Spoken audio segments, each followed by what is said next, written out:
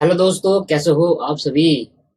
दोस्तों, आज के इस लेक्चर के अंदर, आज के इस क्लास के अंदर हमें एक नया ऐप चालू करना है मेरे भाइयों। और वो ऐप चालू क्या करना है? Factories app 1948। फैक्ट्रीज एक्ट 1948, 2000 कह रहा हूँ दोस्तों, ये तो फैक्ट्रीज है, इधर थोड़ी मिस्टेक होगी मेरे से। फैक्ट्रीज फैक्ट्रीज एक की बात नहीं कर रहे, जितनी भी फैक्ट्रीज है और हर फैक्ट्रीज के अंदर ये एक्ट अप्लाई होगा। फैक्ट्रीज एक्ट 1948 दोस्तों। आज के इस लेक्चर के अंदर हमें कुछ इंट्रोडक्शन पढ़ेंगे। बस देखो, शुरुआत का जो लेक्चर होता है हमेशा वो स्टार्टिंग में धीरे धीरे करना चाहिए। जब टाइम आ जाता है कि हाँ, अब आपके माइंड में ये फैक्ट्रीज एक्ट समा चुका है, तब जाकर हम आगे का स्पीड से बढ़ते हैं, जैसे हम हर एक्ट में करते हुए आए हैं मेरे दोस्तों। देखो, आज फैक्ट्रीज एक्ट 1948 चालू करना है और आज की क्लास ज्यादा लंबी नहीं होगी। मैं आज की क्लास में सिर्फ इंट्रोडक्शन पढ़ाऊंगा, सिर्फ इंट्रोडक्शन, कि भाई फैक्ट्रीज एक्ट क्या करता है एक्चुअल में। ठीक है। अब ये एक्ट ऐसा है दोस्तों, जिसमें ना प्रोविजंस कुछ वैसे नहीं है, बोनस की तरह प्रोविजन नहीं है कि बोनस इतना मिलना चाहिए, ग्रेजुटी इतनी मिलनी चाहिए। इसके अंदर यह है कि एम्प्लॉयमेंट, जहां काम हो रहा है फैक्ट्री के अंदर, उनका स्ट्रक्चर, वहां पर फैक्ट्री के अंदर वॉशरूम अच्छे होने चाहिए, इतना स्टाफ होना चाहिए, वेल बिहेवियर होना चाहिए। तो ये सब इसकी बातें करता है फैक्ट्रीज एक्ट 1948 के अंदर। तो एक फैक्ट्री के अंदर क्या क्या रिक्वायरमेंट्स, जिसे हम कह सकते हैं रिक्वायरमेंट क्या क्या होनी चाहिए, भाई ये फैक्ट्री के अंदर होना चाहिए, ये फैक्ट्री के अंदर होना चाहिए, ये भी फैक्ट्री के अंदर जो हर चीज की जरूरत है, जैसे पानी साफ मिल, क्लियर वाटर होना चाहिए, क्लीन वाटर होना चाहिए। तो ये सब इधर एक्ट में बताता है कि एक फैक्ट्री के अंदर मेनली क्या क्या रिक्वायरमेंट के लिए बात हम कर रहे हैं। तो काफी बड़ा एक्ट है दोस्तों ये भी। और सेम उतनी ही क्लास लगेगी जितनी अभी तक एक्ट में लगती हुई आई है लेबर लॉ के, जैसे बोनस में लगती हुई आई है, जैसे ग्रेजुटी में लगते हुए आई है, वैसे ही इतनी क्लास इसके अंदर भी लगेगी, ये मान के चलो आप। तो स्टार्ट करते हैं दोस्तों इंट्रोडक्शन से, और इंट्रोडक्शन स्टार्ट करते हैं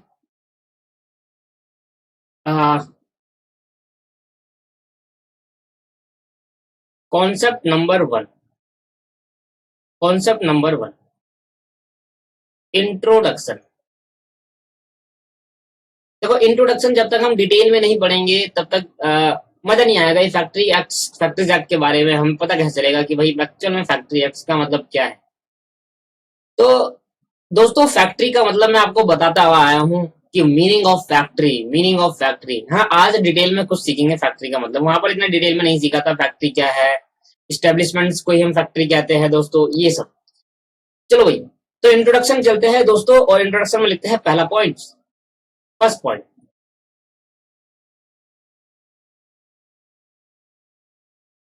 चलो भाई, तो फर्स्ट पॉइंट लिखते हैं। लो भाई, तो there are several legislation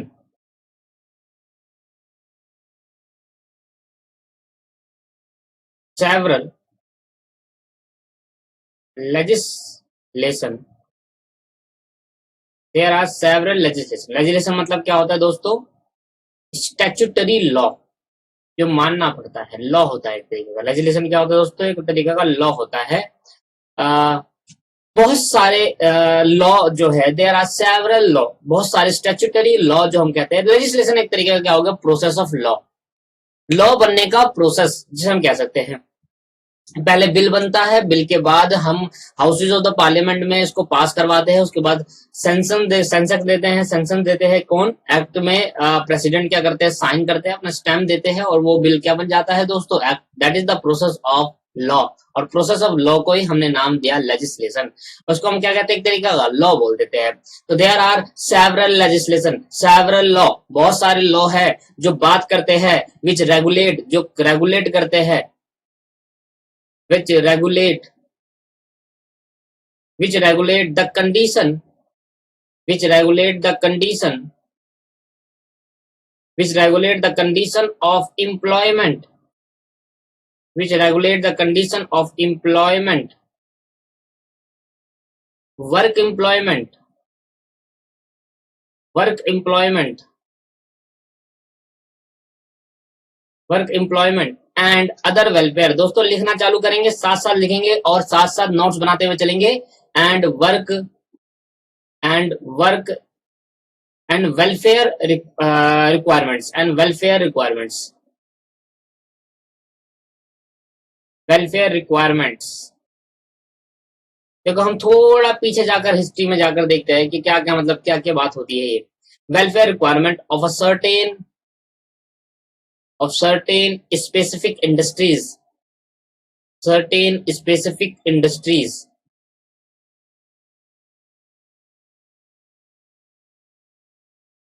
certain specific industries. The Factory Act, the Factories Act 1948, the Factories Act 1948 enacted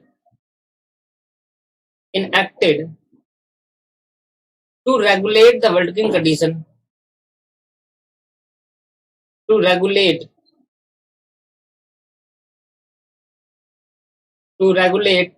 the working condition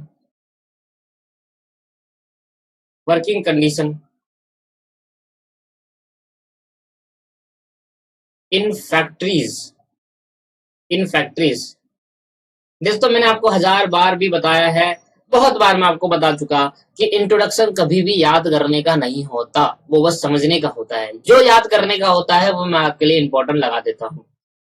मेरे दोस्तों सबसे इंपॉर्टेंट बात ये कहता है, देखो पहला हम एक एक पॉइंट लिखते हैं और एक एक पॉइंट समझते हैं। अगर आपने नहीं लिखा तो पॉज कर लीजिए और लिख लीजिए पहले, और फिर जिसके बाद हम बातें को आगे बढ़ाते हैं।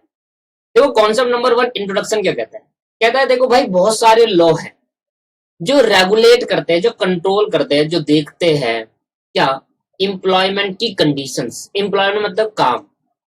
भाई एक इंडस्ट्री के अंदर कैसा वर्क एम्प्लॉयमेंट होना चाहिए, वेलफेयर रिक्वायरमेंट्स होनी चाहिए। क्या क्या आपके पास क्लीनेस होता है नहीं होता, साफ पानी रखते नहीं रखते, वॉशरूम है या नहीं, इस चीज के बारे में ये रिक्वायरमेंट्स हो गई, ये वेलफेयर रिक्वायरमेंट्स हो गई, ये वर्क एम्प्लॉयमेंट हो गया। वर्क एम्प्लॉयमेंट कैसा है ना, गर्मी में तो नहीं मर रहे भाई, सब कुछ खराब तो नहीं चल रहा है यहाँ पर, क्या कहते हैं बिहेवियर तो सही है या नहीं, तो सब कुछ बातें जो होती थी इसके लिए अलग अलग लॉ बनाए गए हैं दोस्तों। देयर आर सेवरल लेजिस्लेशन, मतलब बहुत सारे लॉ बनाए गए विच रेगुलेट, जो कि रेगुलेट करते हैं कंडीशन ऑफ एम्प्लॉयमेंट की कंडीशन। जब कोई भी पर्सन मेरे दोस्तों कोई जॉब करने जाएगा तो एक इंडस्ट्री को ये काम करना पड़ेगा, ये चीजें रखनी पड़ेगी। जैसे आप जॉब करने जा रहे हो और वहां पर वॉशरूम नहीं है तो सोचो क्या करोगे आप, घर थोड़ा आओगे वापसी। ठीक है मेरे दोस्तों, तो इसलिए मैं क्या कह रहा हूँ आपके, मैं ये कह रहा हूँ कि सर ये चीजें रिक्वायरमेंट होनी चाहिए, कम से कम इतनी रिक्वायरमेंट तो आपको रखनी पड़ेगी। अगर आप किसी एम्प्लॉयमेंट कर रहे हो, आप कोई एम्प्लॉयमेंट दे रहे हो, आप कोई जॉब दे रहे हो, तो ये बहुत सारे लॉ जो होते हैं, बहुत सारे लॉ है वैसे तो जो वर्किंग इन्वायरमेंट में वेलफेयर रिक्वायरमेंट में बात करते हैं एक स्पेसिफिक इंडस्ट्री के बारे में, कि भाई ये टाइप की इंडस्ट्री, जैसे मेटल की इंडस्ट्री हो गई, जैसे आपके पास बहुत सी अलग अलग टाइप की इंडस्ट्री क्या होती है। इंडस्ट्री का मतलब क्या होता है दोस्तों, आपको पता है, आपने बिजनेस क्लासेस के अंदर सीखा होगा। इंडस्ट्री का मतलब होता है जब बहुत सारी कंपनीज, बहुत सारे बिजनेस एक ही सिमिलर नेचर के बिजनेस कर रहा हो। जैसे कि मैंने कहा, अगर यहाँ पर बहुत सारे बिजनेस है जो आपके, जैसे आप दरियागंज कभी देखा होगा दिल्ली के अंदर, आप सर्च करना, वहां बुक्स की वो है, बुक्स, वहां पर बुक्स जो आपके बहुत सारी जो आपके वहां बुक्स आती है, जैसे किसी भी टाइप की बुक्स आती है, वहीं पर ज्यादा प्रिंटिंग होती है। तो दरियागंज में एक बहुत बड़ी इंडस्ट्री है, ज्यादा इंडस्ट्री बड़ी भी नहीं कह सकते, दरियागंज एक इंडस्ट्री है बुक्स की। ऐसी दिल्ली के अंदर दरियागंज आप सर्च करना, तो दिल्ली के अंदर जो दरियागंज है वो बुक्स की इंडस्ट्री है। जैसे आप बहुत सारे प्लेसेस के अंदर आप खुद देखते हो कि भाई ये एक इंडस्ट्री है। यहाँ पर इंडस्ट्री का मतलब हुआ जब बहुत सारे बिजनेसमैन, बहुत सारे बिजनेस एक ही सिमिलर नेचर के क्या करते हो, प्रोडक्ट को मैन्युफैक्चरिंग या ट्रेडिंग या सेल करते हो दोस्तों। तो यही बात रहती है स्पेसिफिक इंडस्ट्री। तो दोस्तों पहले पॉइंट में हमें ये कहता है कि बहुत सारे लॉज है, सेवरल लॉज है जो रेगुलेट करते हैं एम्प्लॉयमेंट की condition, such as work employment कैसा होना चाहिए, वेलफेयर रिक्वायरमेंट कैसा होना चाहिए एक स्पेसिफिक इंडस्ट्री के लिए। मतलब अगर मैं कह रहा हूँ बुक्स की इंडस्ट्री है, अगर मैं कह रहा हूँ मेटल की इंडस्ट्री है, अगर मैं कह रहा हूँ कोयल की इंडस्ट्री है, तो अलग अलग इंडस्ट्री की, इलेक्ट्रिसिटी इंडस्ट्री है, या आपके पास वाटर इंडस्ट्री है, कोई भी पेट्रोल इंडस्ट्री है, डीजल इंडस्ट्री, पेट्रोल डीजल में आ जाता है, कोई भी इंडस्ट्री, किसी भी टाइप की इंडस्ट्री है, उस इंडस्ट्री के लिए, स्पेसिफिक इंडस्ट्री के लिए अलग अलग सेवरल लेजिस्लेशन बनाया गया, ये कहने की कोशिश कर रहा है। बट फैक्ट्री एक्ट आया गया, फिर फैक्ट्री एक्ट 1948 आया, इनएक्ट कर regular working condition in factories. क्या इंडस्ट्री की बात नहीं करेंगे, वो हर एक फैक्ट्रीज के अंदर वर्किंग कंडीशन कैसा होना चाहिए, that is the called factories act 1948। Factories act 1948 को लाया इसलिए गया कि रेगुलेट करने के लिए कि जहां जहां फैक्ट्री है, चाहे वो किसी भी इंडस्ट्री के लिए, कोई स्पेसिफिक नहीं है, किसी भी इंडस्ट्री की फैक्ट्रीज हो, जैसी बात फैक्ट्रीज की करेंगे वहां पर वर्किंग कंडीशन को रेगुलेट करने के लिए फैक्ट्री एक्ट बनाया गया। अगर वहां पर एक वॉशरूम है लेडीज और जेंट्स के लिए तो गलत है सर, अलग होना चाहिए दोनों के लिए, मान लेते हैं ये। तो ये है रेगुलेट कि भाई गलत है, तुम काम नहीं कर रहे ढंग से, रेगुलेट करने के। रेगुलेट का मतलब क्या हुआ, एक वॉशरूम बनाया तो वहां पर पेनल्टी लग जाएगी उसके फैक्ट्रीज के अंदर। एक वॉशरूम कैसा होना चाहिए, अलग अलग होना चाहिए दोनों का, ठीक है। तो वर्किंग रिक्वायरमेंट, वर्किंग कंडीशन के बाद यहाँ पूरी फैक्ट्री जब्त करता है कि भाई क्या क्या वर्किंग कंडीशन आपको करनी है। एक बंदा तभी काम करेगा जब ये चीज कंडीशन आप फुलफिल करेगी फैक्ट्री। दोस्तों फिर दोबारा एक बार मैं आपको जरूर समझाऊंगा इसका पहला पॉइंट क्या कहता है। पहला पॉइंट कहता है हर एक स्पेसिफिक इंडस्ट्री के लिए अलग अलग सेवरल लेजिस्लेशन बनाए गए, सेवरल लॉ बनाए कि भाई ये इंडस्ट्री के लिए ये लॉ लगेगा, ये इंडस्ट्री के लिए ये लॉ लगेगा, ये इंडस्ट्री के लिए ये लॉ लगेगा। क्या करने के लिए, क्या लगाने के लिए, लॉ किस लिए बनाया गया, for working condition, for welfare requirement के लिए बनाया गया कि भाई रेगुलेट करने के लिए condition of employment, condition of working condition को रेगुलेट करने अलग अलग इंडस्ट्री के लिए। भाई स्पेसिफिक इंडस्ट्री लिखा है यहाँ पर। बट जब फैक्ट्रीज एक्ट 1948 को इनेक्ट करा गया तो वहां पर सिर्फ बात करी फैक्ट्रीज के बारे में, वो किसी भी इंडस्ट्री से रिलेटेड हो वो फैक्ट्रीज के बारे में बात करता है। तो अलग अलग लॉ तो है ही जो एक स्पेसिफिक इंडस्ट्री के लिए बात कर रहा है, पर फैक्ट्री एक्ट हर एक इंडस्ट्री के लिए बात कर रहा है जहां जहां फैक्ट्रीज है। ऑफिस की बात नहीं कर रहा, जहां जहां मैन्युफैक्चरिंग होती है फैक्ट्रीज की। फैक्ट्री है, मैन्युफैक्चरिंग नहीं होती, कोई बात नहीं, फैक्ट्रीज होनी चाहिए। अब फैक्ट्री का मतलब क्या होता है वो आगे जाकर हम सीखेंगे, ठीक है मेरे दोस्तों। तो पहला पॉइंट समझ में आ गया कि फैक्ट्रीज एक्ट को लाया क्यों गया। फैक्ट्री एक्ट को लाया गया क्योंकि हम हर एक फैक्ट्री, जो हर एक स्पेसिफिक इंडस्ट्री की बात कर रहा है, हर एक इंडस्ट्री की बात कर रहा है, उसके अंदर जहां जहां फैक्ट्रीज है वहां वहां वर्किंग कंडीशन को रेगुलेट करने के लिए कि भाई ये तो रिक्वायरमेंट कम से कम रखो काम करने के लिए, उसको रेगुलेट करने के लिए फैक्ट्रीज एक्ट को बनाया गया मेरे दोस्तों। क्या बात क्लियर है। लो भाई सेकंड पॉइंट आप लिखे जरा जल्दी से, सेकंड पॉइंट आप लिखे भाई। In the famous case, introduction के अंदर दे रखा है, in the famous case, in the case of Ravishankar Sharma, Ravi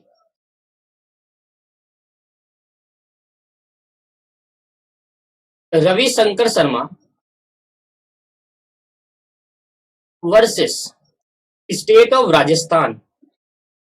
हाँ जी, state of Rajasthan, Ravishankar Sharma versus state of Rajasthan, state of Rajasthan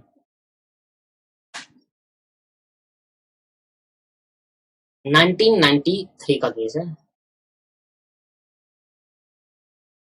अब ये केस क्या कहता था, यहां मैं लिखता हूं उसका decision. Court held that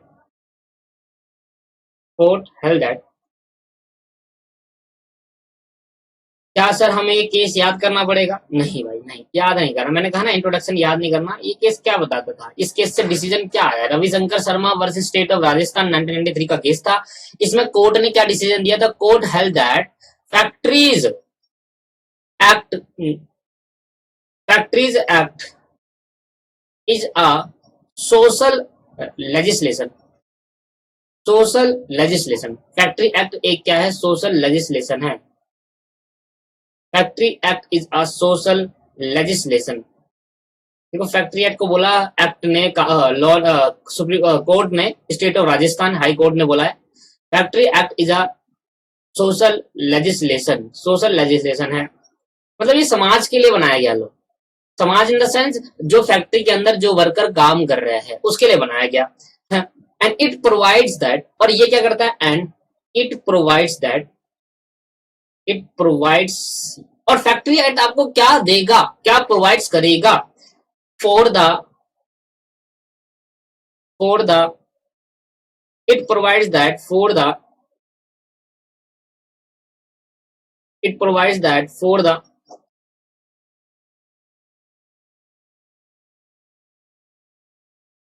low भाई, for the health.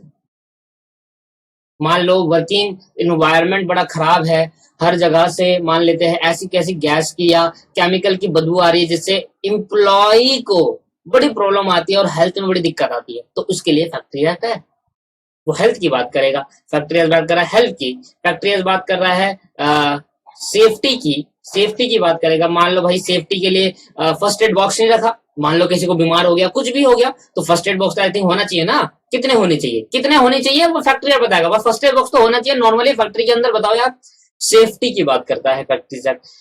Supreme court ने कहा भाई ये सोशल लेजिस्लेशन है, सोशल लॉ है, और ये हमें बताता है कि हेल्थ के बारे में, ये हमें बताता है सेफ्टी के बारे में, ये हमें बताता है वेलफेयर के बारे में।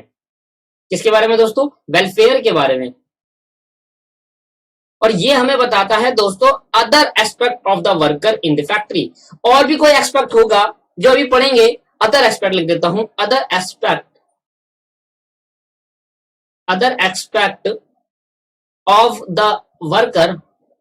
Worker in factory. फैक्ट्री के अंदर जितने भी वर्कर है, अलग अलग एक्सपेक्ट से अगर बात करें तो वो क्या अलग अलग बात होगी, तो पूरा एक्ट पढ़ना है तो आपको खुद ही पता चले जाएगा ये अदर एक्सपेक्ट क्या, और भी क्या हो सकता है। हेल्थ हो सकती है, सेफ्टी हो सकती है, वेलफेयर हो सकता है, और भी क्या हो सकता है जो फैक्ट्री के वर्करों के लिए होगा। तो भैया इस केस के अंदर सुप्रीम कोर्ट कह रहा हूं, कोर्ट ने क्या करा, कोर्ट ने कहा कि भाई फैक्ट्रीज एक्ट एक सोशल लेजिस्लेशन है, समाज के लिए बनाया गया लॉ है। समाज में मतलब कौन आ जाते हैं? जो वर्कर फैक्ट्री जिसके अंदर काम कर रहे हैं वो इधर समाज के अंदर आएंगे। सोशल का मतलब समाज ही होता है, पर वो समाज नहीं, हर एक बंदे के लिए नहीं, वो पर्सन जो एक फैक्ट्रीज के अंदर काम कर रहा है, तभी तो फैक्ट्रीज एक्ट है। और ये हमें क्या बताएगा? ये हमें बताएगा कि वर्कर की हेल्थ की सेफ्टी के बारे में, सेफ्टी के बारे में, वेलफेयर के बारे में, और इन तीनों को छोड़कर और भी कोई एस्पेक्ट होगा जो वर्करों के लिए अच्छा रहेगा, बेनिफिशियल रहेगा, उसके लिए भी एक्ट है मेरे भाइयों। क्या बात समझ में आ गई? तो अगर मैं इन शॉर्ट बात करूं, इन शॉर्ट पहले लॉन्ग में बात कर ली, अब शॉर्ट में कर लेते हैं मेरे भाई।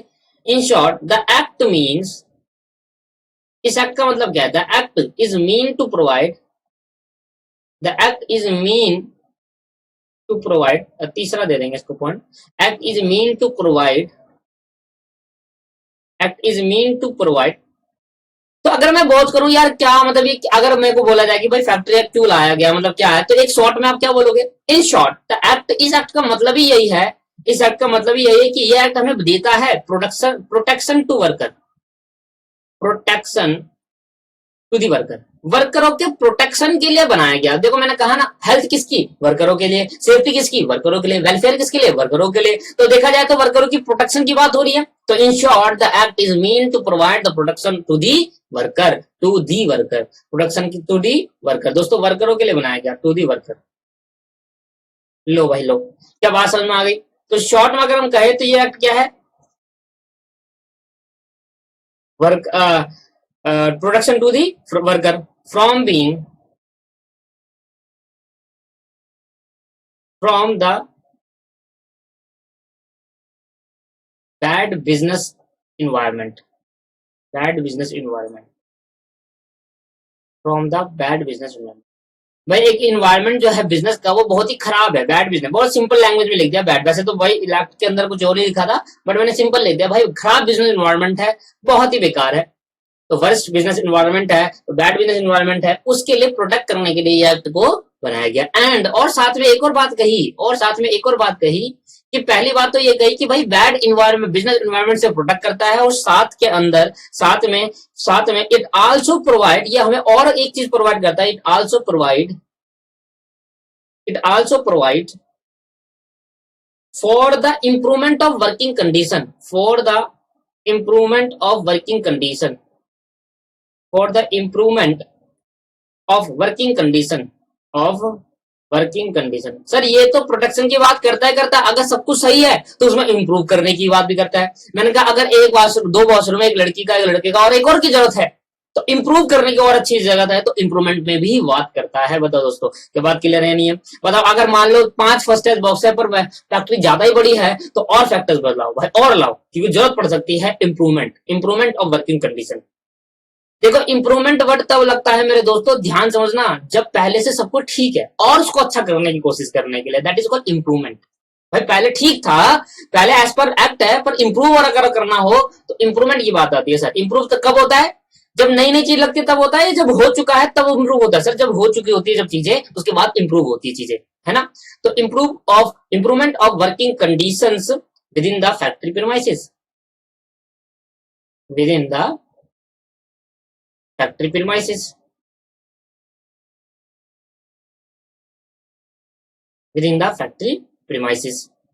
लो भाई लो, क्या बात समझ में आ गई? प्रीमाइसिस मतलब जिस जगह पर पूरी फैक्ट्री का समी हुई है, जिस जगह पर पूरी फैक्ट्री लगी हुई है, दैट इज कॉल्ड प्रीमाइसिस, है ना। मैंने कहा यहाँ एक फैक्ट्री यहाँ पर है, साथ ही में एक और फैक्ट्री, साथ ही में एक और फैक्ट्री, साथ ही में एक फैक्ट्री, मतलब सारी फैक्ट्री एक ही बिजनेस की, तो दैट पूरी फैक्ट्री, एक फैक्ट्री मीन्स एक फैक्ट्री, एक बिल्डिंग का मतलब हुआ कि वो एक फैक्ट्री है, पर बहुत सारी बिल्डिंग के अंदर फैक्ट्री वर्क हो रहा है, तो सारी चीजें क्या हो गई? प्रीमाइसिस हो गई। दोस्तों क्या क्लियर हो गई बात?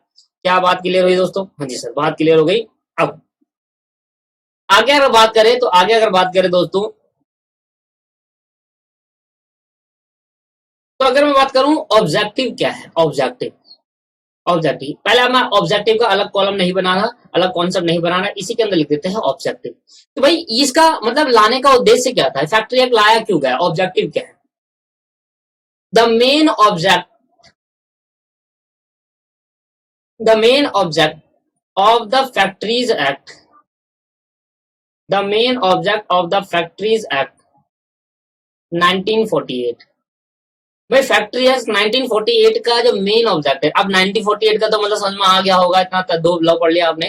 1948 का मतलब ही यही है कि आपके पास ये एक्ट 1948 में लाया गया, इनेक्टेड हुआ, ठीक है।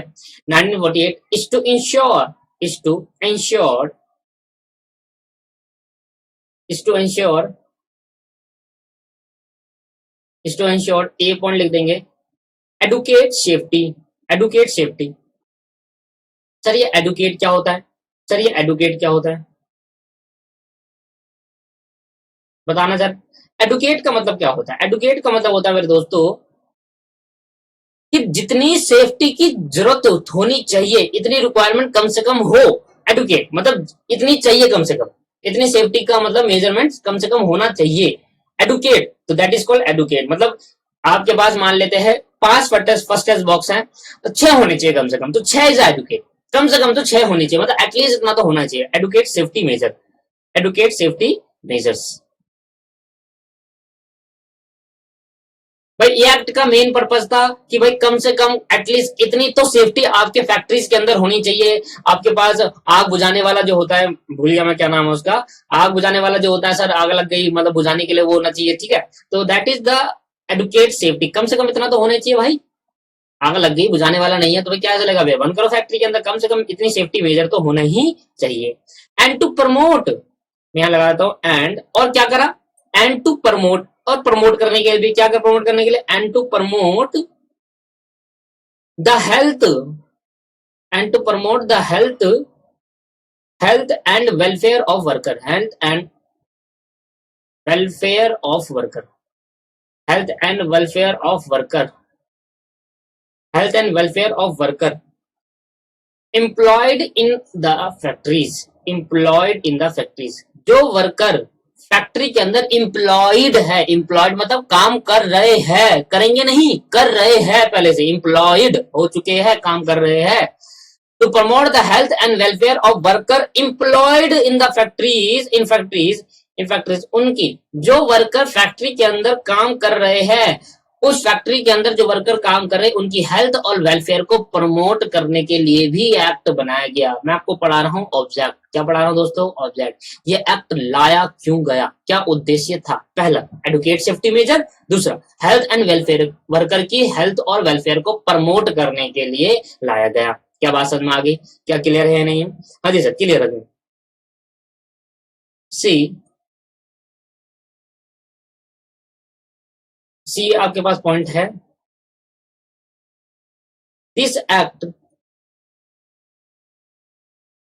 also make, this act also makes provision regarding employment, this help act also make provision regarding employment of women, employment of women and young persons, and young person,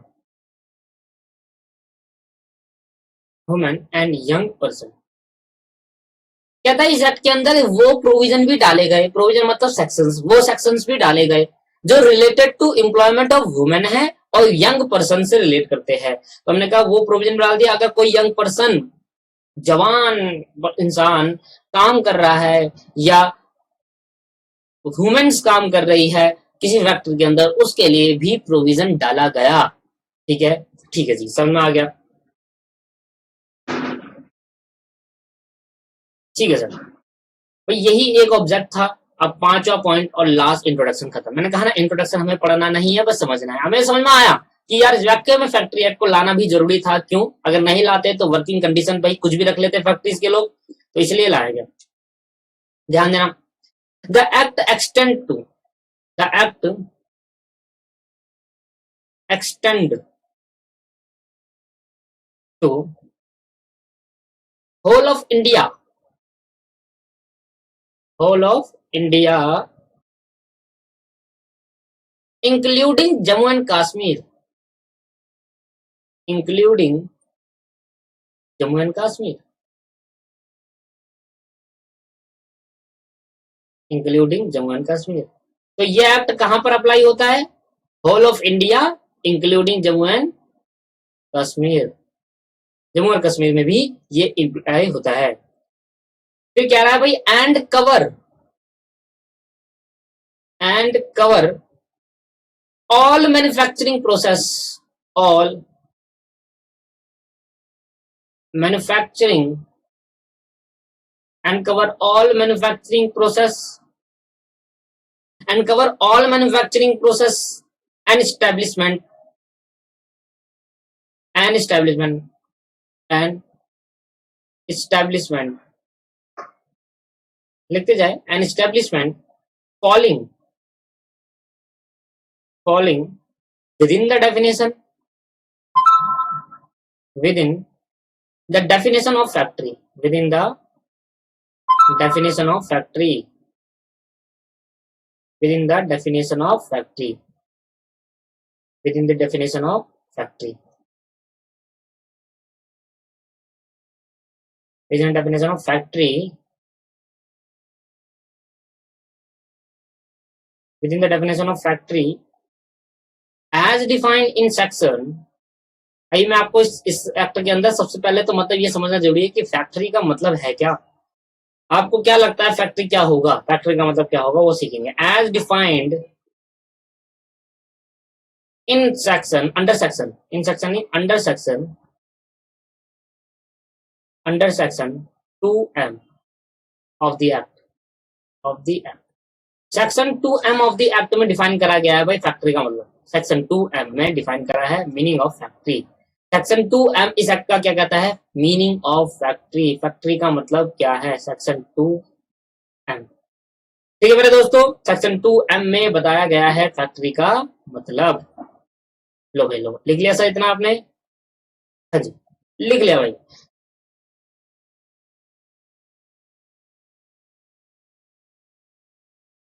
फिर कहता है भाई छठा पॉइंट, आगे भी एक और लाइन लिखी हुई थी, मेरे को लगा वो भी इंपॉर्टेंट नहीं है बताना, तो मैं जब इंपॉर्टेंट हो गई तो मैं आपको जरूर बताऊंगा वो लाइन। सेक्शन 166(7) के तहत तो लिख लेते हैं, लिख देंगे it also applicable to factory. Important line है, बाद में बताने की सोच रहा था पर अभी लिख दे। It also applicable to factory is act. अभी तक हमने बोनस और ग्रेजुटी पढ़ा मेरे दोस्तों, तो समझो वहां पर मैंने क्या बताया था आपको। वहां मैंने बताया था कि भैया सेंट्रल गवर्नमेंट के अंडर पे अगर कोई एम्प्लॉय होता है तो वहां पर बोनस और ग्रेजुटी एक्ट एप्लीकेबल नहीं है। और यहाँ पर क्या कह रहा है? It also applicable to factory. वो फैक्ट्री जो सेंट्रल स्टेट के अंडर में है वहां पर यह एक्ट एप्लीकेबल होगा। बहुत इंपॉर्टेंट बात है यहाँ पर। Belonging to state, belonging to state और central government, belonging to state और सेंट्रल गवर्नमेंट। वो फैक्ट्रीज जो स्टेट और सेंट्रल गवर्नमेंट के अंडर में है, अंडर कंट्रोल में है, वो फैक्ट्री की एक्ट, उस एक्ट में भी ये एप्लीकेबल होगा। तो क्या कहता है भाई एक्ट कहां पर एप्लीकेबल है? Whole of India including Jammu and Kashmir मेरे दोस्तों। And cover all manufacturing process. कहता है हर एक मैन्युफैक्चरिंग प्रोसेस तो कवर है, मतलब मैंने तो बात ही छोड़ दी, जहां मैन्युफैक्चरिंग हो रही है वहां ये एक्ट एप्लीकेबल होगा, whether it is under the control of central government, state government या नॉट। भले ही वो सेंट्रल गवर्नमेंट और स्टेट गवर्नमेंट के कंट्रोल में हो या ना हो, जहां मैन्युफैक्चरिंग प्रोसेस वहां पर एक्ट ये एप्लीकेबल हो जाएगा। और जब ये एक्ट एप्लीकेबल हो गया तो इसके जितने भी सेक्शंस है, जितने भी प्रोविजन है, उस पर वो अप्लाई होंगे ही होंगे, उसको मानना ही पड़ेगा। स्टैट्यूटरी है दोस्तों, लेजिस्लेचर। कहता है भाई, आगे कहता है वो या तो हर मैन्युफैक्चरिंग प्रोसेस के अंदर ये एक्ट एप्लीकेबल होगा, या वो एस्टेब्लिशमेंट जो फैक्ट्री एक्ट की डेफिनेशन को कवर करता है, सेक्शन 2M में फैक्ट्री एक्ट की डेफिनेशन को कवर करता है ना जो एस्टेब्लिशमेंट, वो तो होगा ही। मैन्युफैक्चरिंग प्रोसेस तो बात ही खत्म, मैन्युफैक्चरिंग प्रोसेस हो रहा है तो फैक्ट्री एक्ट की डेफिनेशन देखनी नहीं है, वो तो होगा ही होगा। पर अगर मैन्युफैक्चरिंग नहीं हो रहा, एस्टेब्लिशमेंट जो फैक्ट्री एक्ट की डेफिनेशन को कवर करता है उधर भी लागू हो जाएगा, और सेंट्रल और स्टेट गवर्नमेंट की फैक्ट्रीज के अंदर भी लागू कर दिया जाएगा। लास्ट पॉइंट और end of the class, The Factories Act. The Factories Act 1948 came into effect from 1 April